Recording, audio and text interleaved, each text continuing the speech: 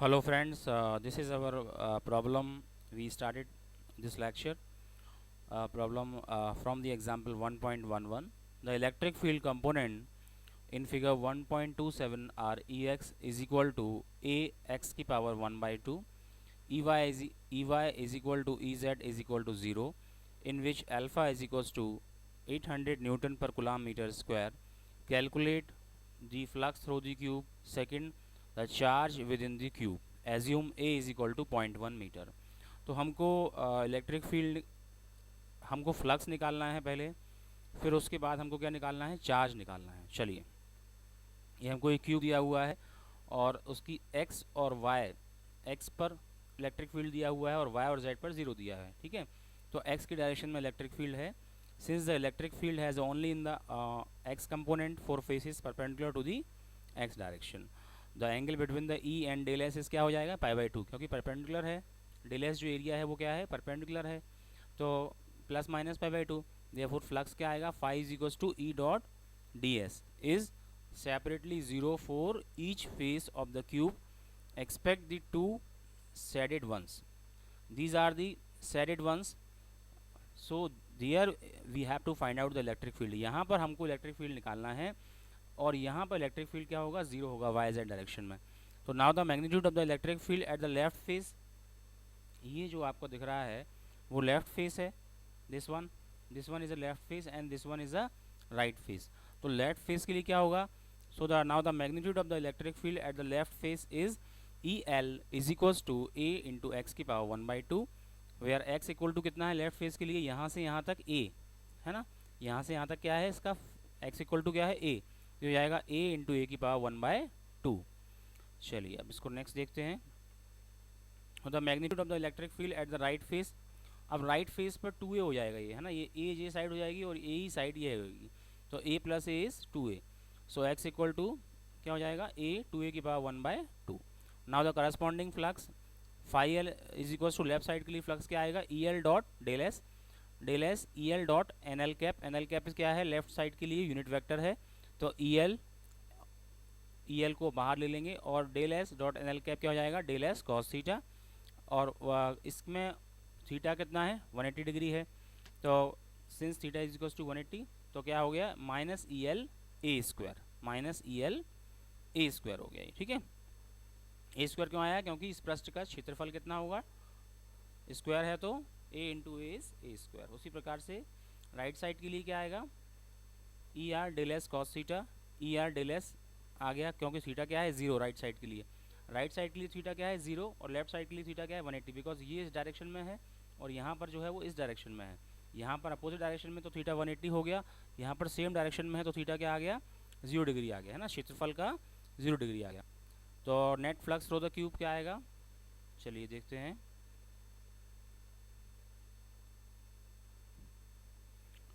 Net flux क्या आएगा, phi R plus phi L, तो ई R a square minus E L A square common आ जाएगा, ई R minus E L. Left face पर electric field और right face पर electric field हम निकाल चुके हैं, तो अल्फा ए स्क्वायर टू ए की पावर 1 by 2 माइनस ए की पावर 1 by 2. अब यहाँ से हम ए की पावर 1 by 2 बाहर लेंगे तो ए की पावर हो जाएगा 5 by 2 रूट 2 माइनस 1. एक्चुअल में ए का वैल्यू 0.1 दिया है तो 800 0.1 की पावर 5 by 2 रूट 2 माइनस 1. इसको सॉल्व करेंगे तो कितना आएगा 1.05 न्यूटन मीटर स्क्वायर पर coulomb. So we can use the Gauss law to find out the total charge Q inside the cube. Gauss law क्या होता है, total charge inside the cube inside the any surface is equal to the outward flux is equal to the outward flux. तो phi is equals to q by epsilon 0. so q total charge क्या आएगा, q is equals to phi epsilon 0.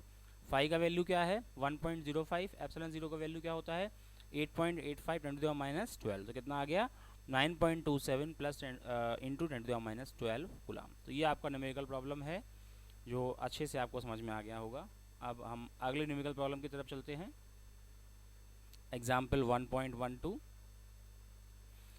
An electric field is uniform and in the positive x direction for positive x, and uniform with the same magnitude but in the negative x direction for negative x. It is given that E is equals to 200 I cap Newton per Coulomb for x is greater than 0. And E is equals to -200 newton per coulomb for x is less than 0। मतलब x greater than 0 के लिए कितना दिया हुआ है 200 newton per coulomb और 200 आई cap Newton per coulomb, और minus x की वैल्यू माइनस के लिए कितना दिया हुआ है 200 आई कैप न्यूटन पर -200 आई कैप न्यूटन पर कूलाम। तो right circular cylinder of the length 20 centimetre, देखिए ये राइट सर्कुलर सिलेंडर है, कितने का लेंथ का है 20 सेंटीमीटर का लेंथ का है, एंड इस रेडियस इज 5 सेंटीमीटर, रेडियस कितनी है इसकी 5 सेंटीमीटर।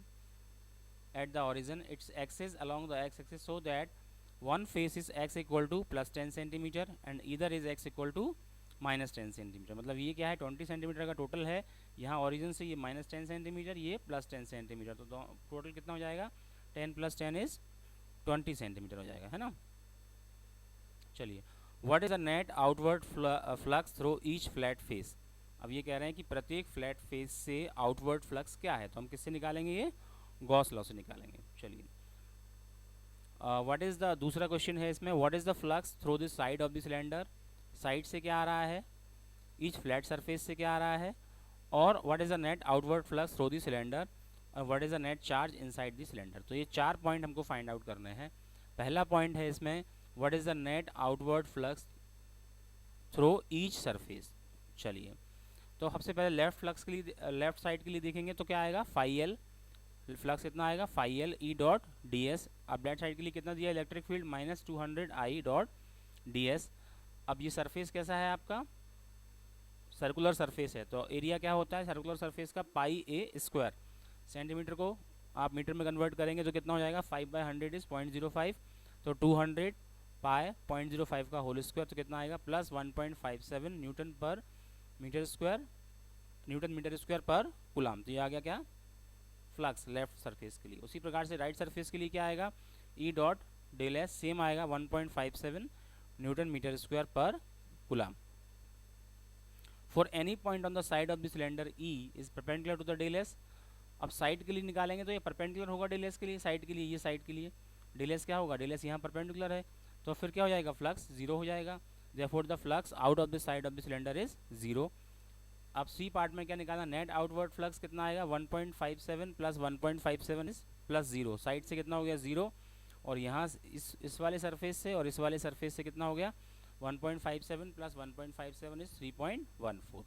अब डी पार्ट में हमको निकालना है the net charge within the, तो ये गॉस लॉ से निकालेंगे Q इज इक्वल्स टू φε0, तो नेट फ्लक्स कितना था 3.14 और ε0 का वैल्यू रख देंगे, तो ये आ गया टोटल चार्ज। तो इस तरीके से आप देखिए हम जो सरफेस इलेक्ट्रिक फील्ड निकाल रहे हैं या फ्लक्स निकाल रहे हैं वो किससे निकाल रहे हैं, हम गॉस लॉ से निकाल रहे हैं। किससे निकाल रहे हैं, गॉस लॉ से। अगला देखते हैं, अगला है एप्लीकेशन ऑफ गॉस लॉ, ये बहुत इंपॉर्टेंट है। चलिए, the electric field to the general charge distribution is as seen above in the figure 1.27. In practice, the expect for some special cases, the summation for integral involved in this equation cannot be carried out to give the electric field at every point in the space.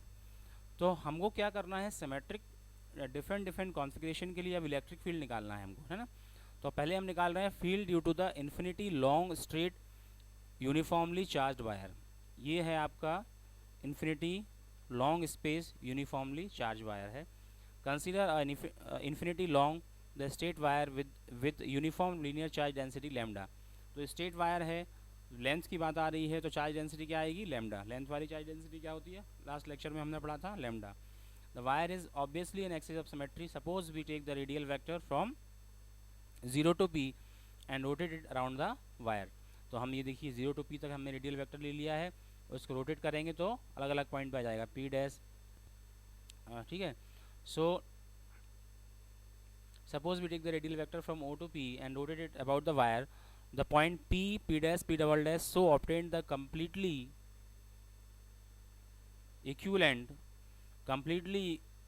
completely equivalent with respect to the charge wire.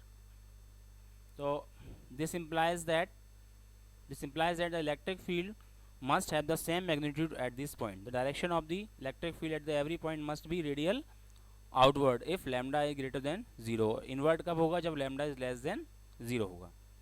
चलिए, consider a pair of line element P1 P2। ये मान लीजिए P1 element हो गया, ये हो गया P2 हो गया ऑफ द वायर।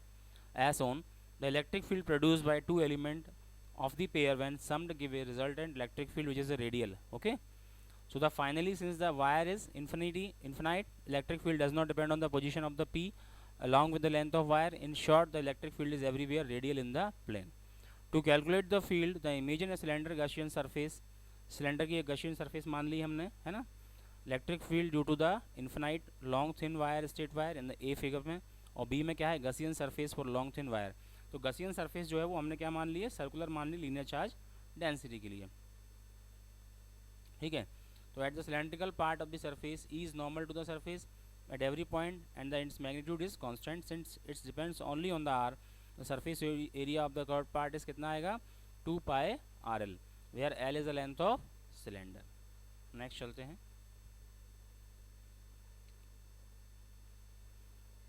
ये आपको दिखेगा अब यहाँ से।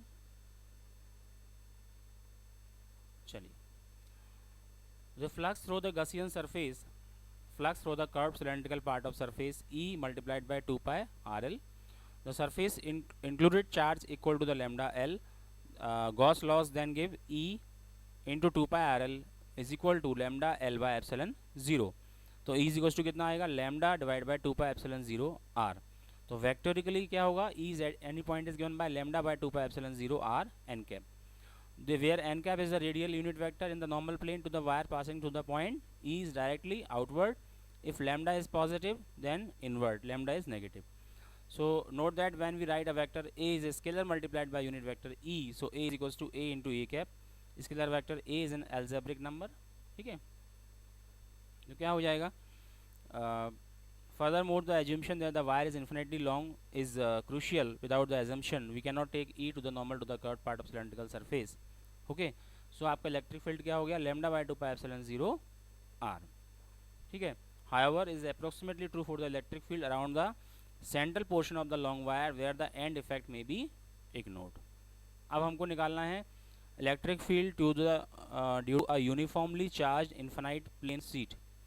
ये इन्फिनाइट प्लेन सीट है। सीट के लिए जो हमने आपको सरफेस चार्ज डेंसिटी आएगी, और वॉल्यूम के लिए क्या आती है? Volume charge density. तो क्या आएगा? सिग्मा आएगा। ये सिग्मा आपको दिख रहा है। चार्ज डेंसिटी क्या आएगी? ये इससे। तो let sigma be the uniform charge density of infinite plane sheet. We take the x axis normal to the given plane. By symmetry the electric field will not depend on the y and z coordinate and its direction at every point must be parallel to the x direction. Okay, we take the x normal to the given plane, so we can take the Gaussian surface to be rectangular parallel piped of the cross sectional area A as shown in figure. तो unit vector normal to the surface 1 क्या हो जाएगा? ये हो जाएगी इसकी 1 surface, ये 2 हो जाएगी इस minus x direction, while the unit vector normal to the surface 2 is in plus x direction. Therefore the flux E dot ds through the both the surface are equal and added up. So therefore the net flux through the Gaussian surface is 2EA. 2EA. The charge enclosed by the closed surface is sigma A. Therefore the Gauss law क्या होगा? चलिए Gauss law लगा देंगे हम surface के लिए। तो 2EA is equal to sigma A by epsilon 0। ये हो गया टोटल 2EA क्या है? टोटल फ्लक्स हो गया, और ये टोटल तो ये भी क्या हो गया? Total flux sigma A by epsilon 0। तो E इज इक्वल्स टू क्या आ गया? Sigma by 2 epsilon 0। तो वेक्टोरिकली इसको लिखेंगे तो sigma by 2 epsilon 0 into n cap. तो ये थोड़ा सा आपको याद होना चाहिए कि सिलेंड्रिकल के केस में 2 पाई आर एल होता है लैम्डा वाई, और आपका ये सीट के केस में क्या हो रहा है? Sigma by 2 epsilon 0 n cap हो रहा है ना। तो E is directed away from the plane where sigma is a positive and toward the plate of sigma if sigma is negative.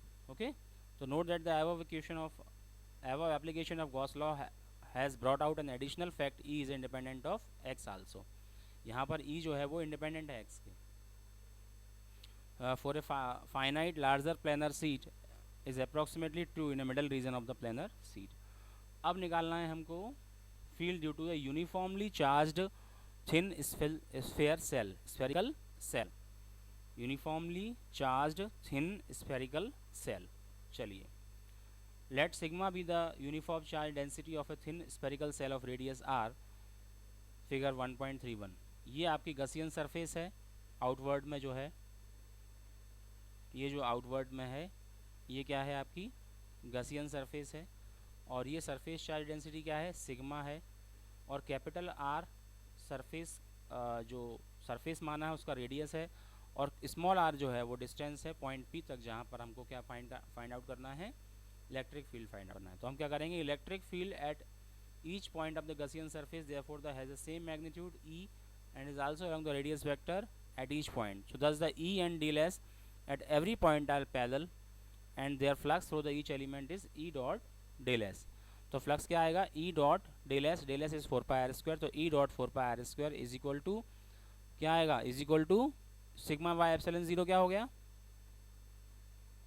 क्या हो गया sigma by epsilon zero, sigma by epsilon zero is charge, total charge, और कितना surface area क्या है, 4 pi r square, ये 4 pi capital r square आएगा और ये 4 पाई स्मॉल आर स्क्वायर आएगा। क्यों, क्योंकि ये आपने किसके लिए निकाला, बाहर के लिए, गॉस लॉ से सरफेस, गॉस लॉ क्या होता है, total charge included the surface by the outward flux, total flux e by 4 pi r square, total charge sigma by epsilon zero 4 pi r square. तो इज इक्वल्स टू क्या आ जाएगा, sigma r capital r square divide by epsilon zero r q, या फिर आप क्या लिख सकते हैं इसको, q by 4 pi epsilon zero r square. क्यों, जहाँ पर क्यू का वैल्यू हमने क्या रख दिया, 4 pi r square. Sigma is the total charge on the spherical shell. तो क्या आ गया, E is equals to q by 4 pi epsilon zero r square into r cap. तो electric field is directed outward if Q is greater than 0 and inward if Q is less than 0. This, however, exactly the field produced by a charge Q placed at the center O. Thus, for the point outside the cell, the field due to a uniform charge cell is as if the entire charge of cell is concentrated at its sphere. अब बात करेंगे field inside the shell, Gaussian surface for a point with small r is greater than r, पहली बार small are किससे बड़ा है, greater or से बड़ा है, और अगर स्मॉल दूसरा पॉइंट है कि अगर स्मॉल आर छोटा है कैपिटल आर से, मतलब अंदर फाइंड आउट कर रहे हो आप, if a point p is inside the shell, अभी तो पॉइंट पी बाहर है आपका सेल के, अगर पॉइंट पी अंदर है सेल के तो क्या होगा, फ्लक्स तो फिर होगा ही नहीं। चलिए इसको देख लेते हैं।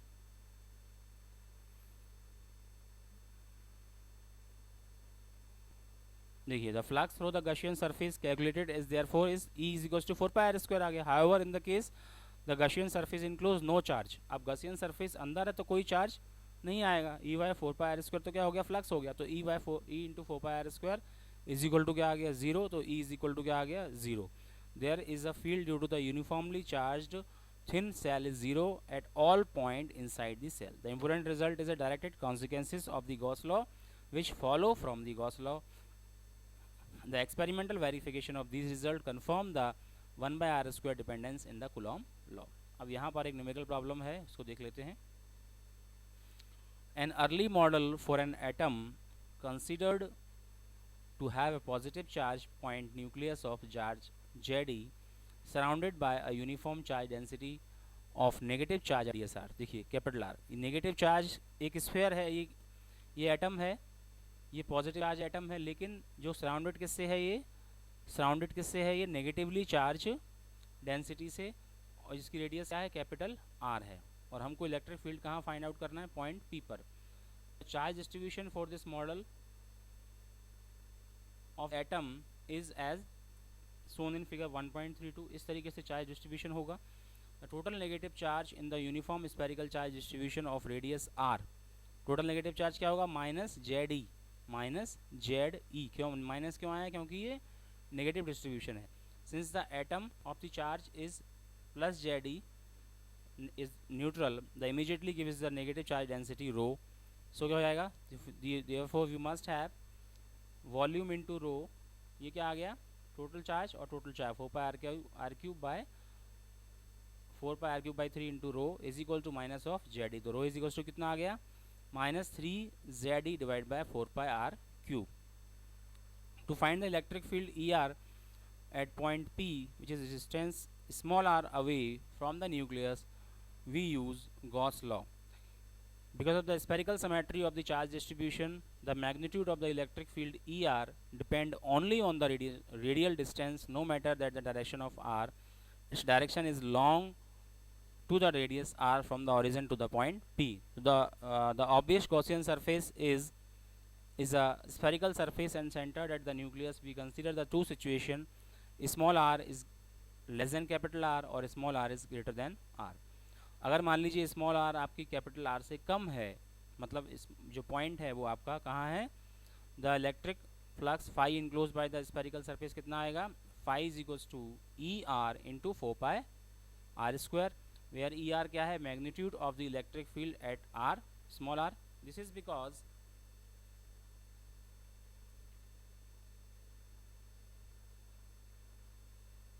चलिए, this is because the field at any point on the spherical Gaussian surface has the same direction as normal to the surface here, has the same magnitude at all points of the surface.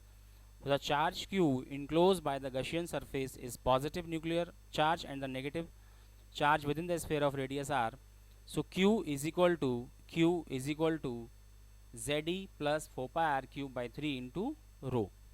Substituting for the charge density rho, we have q is equals to Ze minus Ze r cube by capital R cube.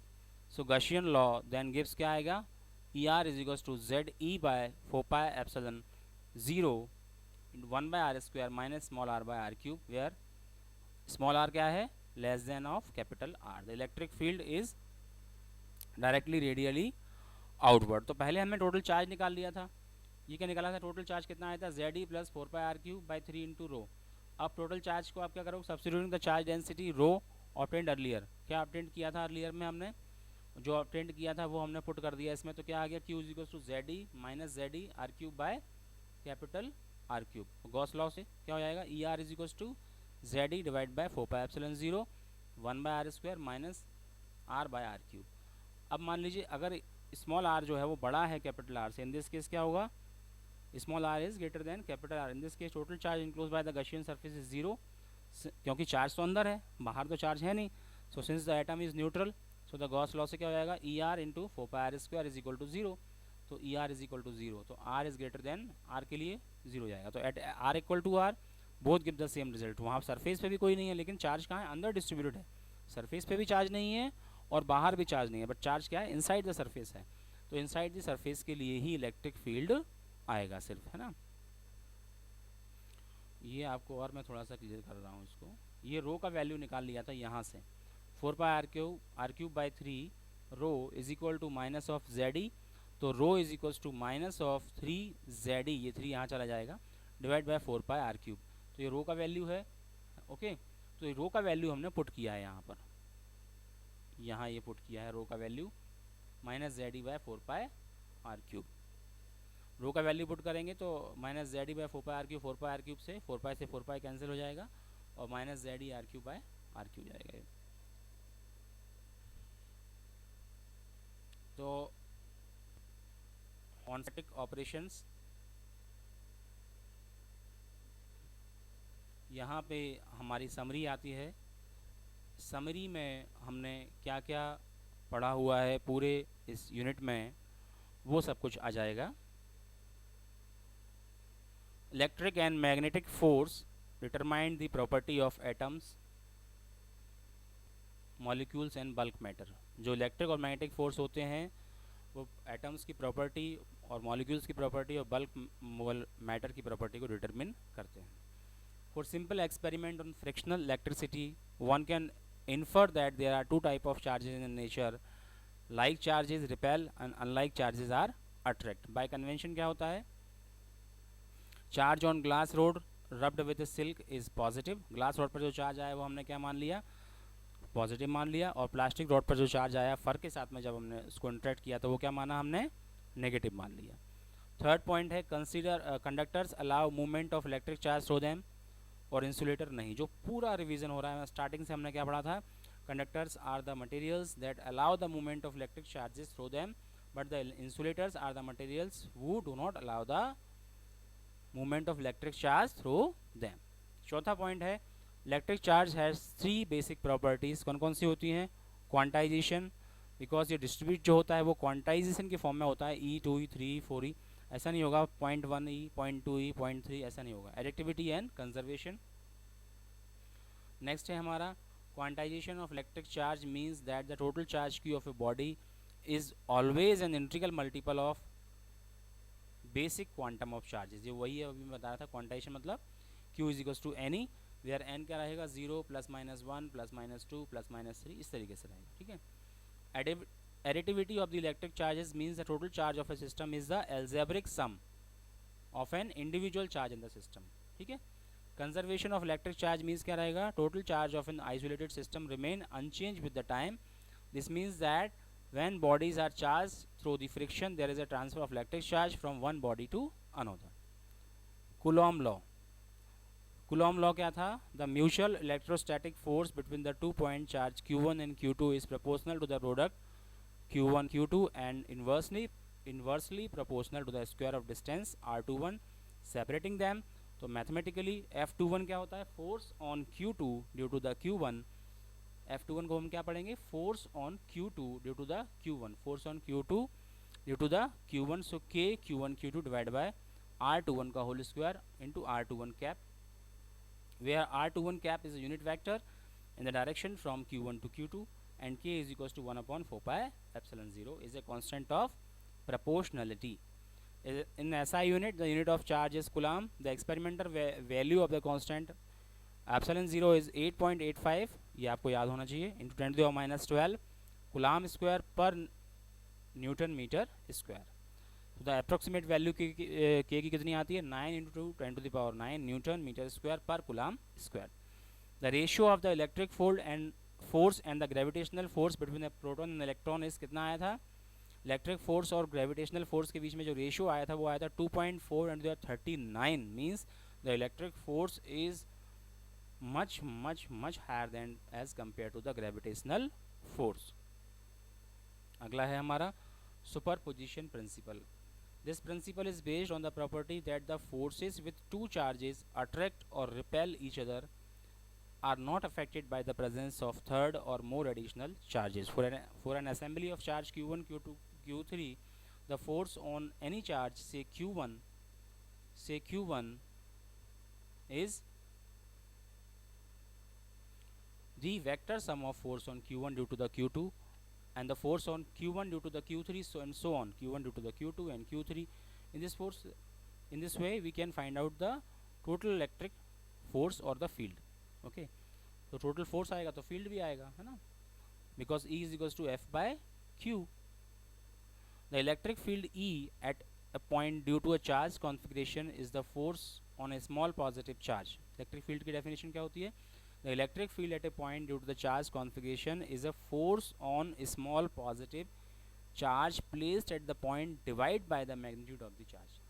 Okay, the electric field due to the point charge Q has the magnitude mod q divided by 4 pi epsilon 0 r square. An electric field line is a curve drawn in such a way that the tangent and each point on the curve gives the direction of electric field. तो electric field line उस तरीके से tangent होती हैं जो curve के उस तरीके से ड्रॉ करते हैं कि वो क्या बताती है, प्रत्येक पॉइंट पर डायरेक्शन बताती है इलेक्ट्रिक फील्ड की. Some of the important property of field lines क्या होती हैं, field lines are continuous curves without any breaks. Two field lines can not cross each other, है ना. अगला है इलेक्ट्रिक डाइपोल. तो डाइपोल क्या होता है, पेयर होता है, pair of equal and opposite charges of plus q and minus q separated by distance 2a. If the dipole movement vector p has a magnitude 2qa, it is in the direction of dipole axis from -q to q.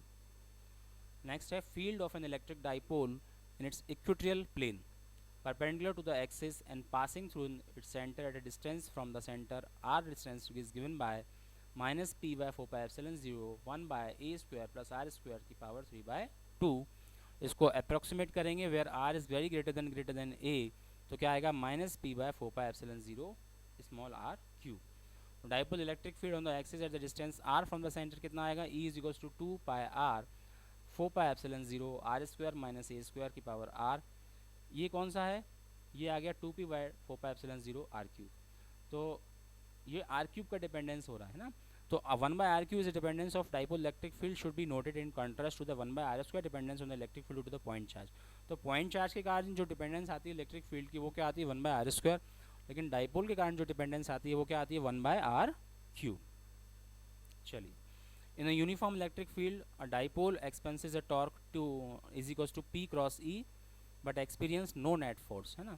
The flux of electric field E through a small area element क्या आता है, small area element से flux निकालेंगे तो phi is equals to E dot del s, where del s क्या है, del s is equals to क्या है, del s n cap, del s n cap, where del s is the magnitude of the area element and n cap is the normal to the area element.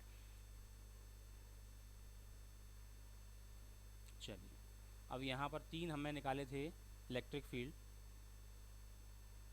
Gauss law, the flux of electric field through any close surface, Gauss law क्या कहता है, the flux of electric field through any close surface S is 1/ε0 time the total charge enclose by the S. क्या होता है, the flux of phi is equals to the flux of electric field through any closed surface is 1/ε0 times is 1/ε0 times means phi is equals to, if phi is a flux, अगर phi क्या है आपका flux है तो total flux क्या होगा outward 1/ε0 times 1/ε0 times of the total charge included by the surface. Suppose that total charge क्या है Q, total charge क्या है Q, तो क्या हो गया phi is equals to Q by epsilon 0, to Q by epsilon 0. So the flux of electric field through any closed surface S is 1/ε0 times the total charge enclosed by the S, 1/ε0 times the total charge enclosed by the S. Okay. Thin पहला है इसमें, the thin infinitely long straight wire of uniform linear charge density lambda, इसके लिए आएगा, इसके लिए electric field क्या आएगा, इसके लिए इलेक्ट्रिक फील्ड आएगा E is equals to lambda by f 2/ε0 r into n cap, where r is the perpendicular distance of the point from the wire and the n cap is the radial unit vector in the plane normal to the wire passing the point. Infinite thin sheet के कारण क्या था sigma by 2/ε0 n cap, और spherical shell के लिए q by 4/ε0 r, जबकि r is greater than and equal to the r, पृष्ठ पर और बाहर, और अंदर क्या होगा 0. तो ये 3 इलेक्ट्रिक फील्ड हमने निकाले थे. यहाँ पर जो लैम्डा है वो लाइन चार्ज डेंसिटी है, सिग्मा जो है वो सरफेस चार्ज डेंसिटी है ना. तो ये जो हमने पढ़ा ये सभी आपके रिमेम्बरेबल पॉइंट्स थे. तो इसके बाद हम चैप्टर 2 स्टार्ट करेंगे आपका. तो तब तक के लिए थैंक यू फ्रेंड्स, आप पढ़ते रहिए, खुश रहिए.